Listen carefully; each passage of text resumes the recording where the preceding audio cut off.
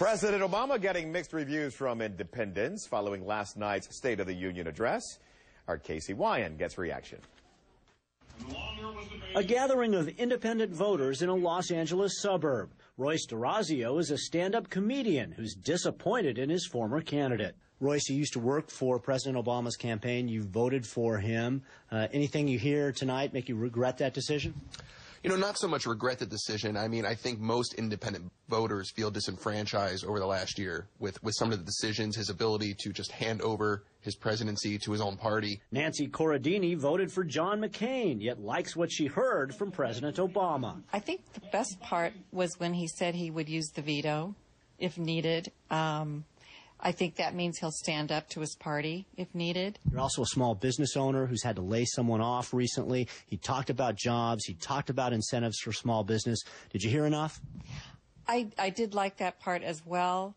I hope they can implement it. I hope the money's there. Philip Geiger protested against the Vietnam War in the late 1960s, then grew disillusioned with party politics. Did you see him attempt to bridge the gap tonight? Do you think he accomplished that?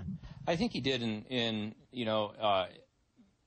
being open to the Republicans. You know, the fact they sat on their hands and didn't applaud, for the most part. I liked his little spontaneous thing. Wow, I thought I'd get an applause line out of that. And they're just all really stiff and wooden. I think he's making the effort, but it takes two to tango.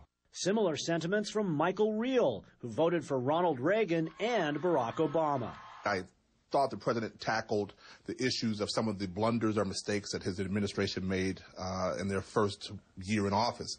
I like the way that he not necessarily chastised, but he made the Democrats understand that it's going to take two parties. Eric Fulkerson applauds the president's focus on alternative energy and more. I was surprised. He really came out and almost proclaimed his independence, and to a large degree, certainly towards the end there. I felt that way.